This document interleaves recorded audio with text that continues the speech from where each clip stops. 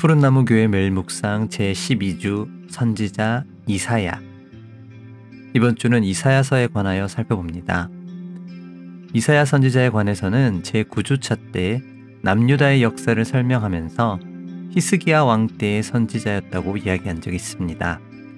하지만 이사야서는 그렇게 짧게 언급하고 지나가기엔 많이 아쉬운 것이 내용도 방대할 뿐 아니라 신약 성경의 저자들이 시편 다음으로 많이 인용하는 성경이기 때문입니다.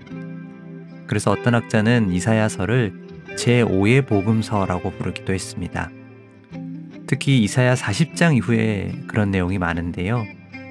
이번 주는 이사야서에서 중요한 메시지들을 살펴보면서 왜 신약 저자들이 이 성경을 많이 인용했는지, 그래서 그것이 오늘날 우리에게는 어떤 의미가 있을지도 살펴보겠습니다. 제12주차 주일 포도원의 노래.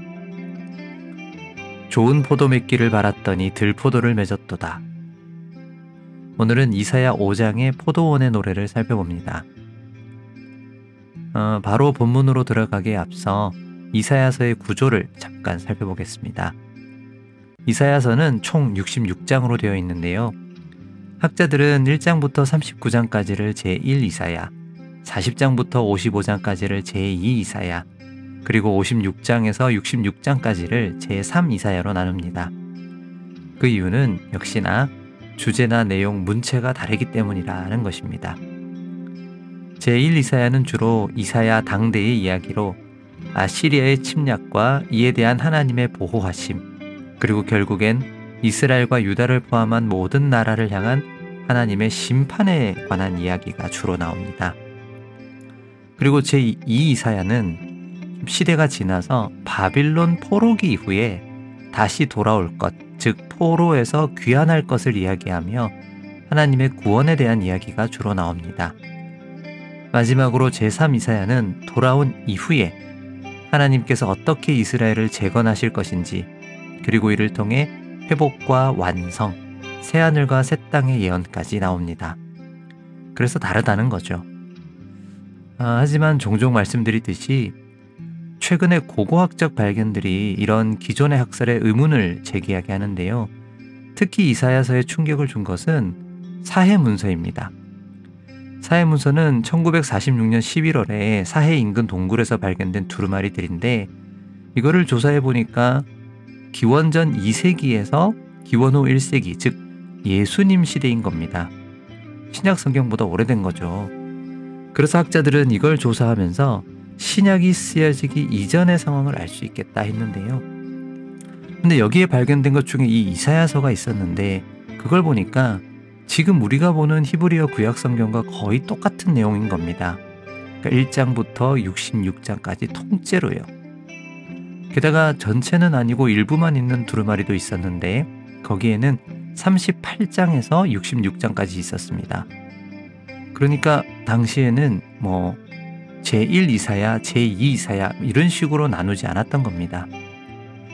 그래서 학자들 중에 그러면 그렇게 나누어서 보면 안 되겠다 하는 사람들도 나오게 됐습니다.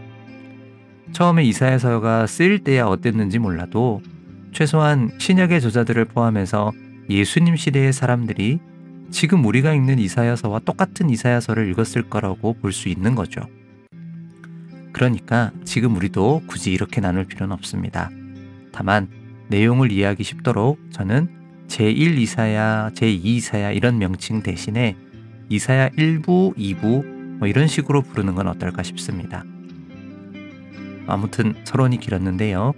오늘 본문은 이사야 1부에서도 가장 앞부분입니다. 보통 선지서는 하나님께서 선지자를 부르시는 장면, 즉 소명으로 시작하는데 이사야의 소명은 6장에서 시작됩니다. 좀 특이하죠? 그래서 학자들은 1장에서 5장까지가 전체의 서론과 같은 역할을 한다라고 생각합니다. 그래서 여기를 찬찬히 뜯어보면 좋은데 그 중에서 5장의 포도원의 노래를 보겠습니다. 이 이야기 자체는 간단합니다. 책은 이렇게 요약합니다. 여호와는 기름진 산에 포도원을 마련하고 돌을 제하고 망대를 세우고 술틀까지 준비했다. 극상품 포도주 생산을 위한 만반의 준비를 갖추신 것이다. 그런데 좋은 포도를 맺기는커녕 들포도만 맺혔다. 그래서 여호와는 자기 백성에게 심판을 선언하신다. 포도원을 황폐하게 하겠다고 말씀하신다. 호호, 아니 근데 좋은 포도는 뭐고 들포도는 뭐길래 그렇다고 심판하신다는 걸까요? 이것은 5장 7절에 나옵니다. 무릇 만군의 여호와의 포도원은 이스라엘 족속이요 그가 기뻐하시는 나무는 유다 사람이라. 그들에게 정의를 바라셨더니 도리어 포악이요 그들에게 공의를 바라셨더니 도리어 부르짖음이었도다. 하나님께서 바라시는 열매는 정의와 공의, 제다크와 미시파트였습니다. 그러나 이스라엘이 맺은 열매는 포악과 부르짖음이었습니다. 이 폭력과 착취와 압제는 노아 홍수의 이유였기도 했습니다.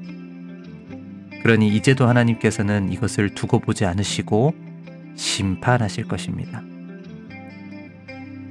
이 포도원의 노래는 신약에서도 인용되는데요. 특히 요한복음 15장이 유명하죠. 그런데 여기서 열매를 많은 분들이 교회에 사람 데려오는 거라고 생각하는 경우가 많더라고요.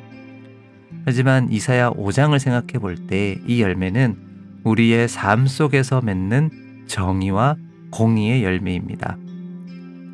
갈라디아서 5장의 성령의 열매도 마찬가지입니다. 사람 데려오는 게 아니라 사랑이 하나님께서 우리에게 원하시는 열매입니다. 사랑하는 여러분, 포악과 부르짖음이 아니라 정의와 공의의 열매가 우리 안에 맺히기를 바랍니다. 우리가 그리스도 안에, 그리스도의 말씀 안에 거할 때 이 열매가 맺힐 수 있습니다. 바라기는 매일 묵상이 바로 그렇게 말씀 안에 늘 거하는 통로가 되기를 바랍니다.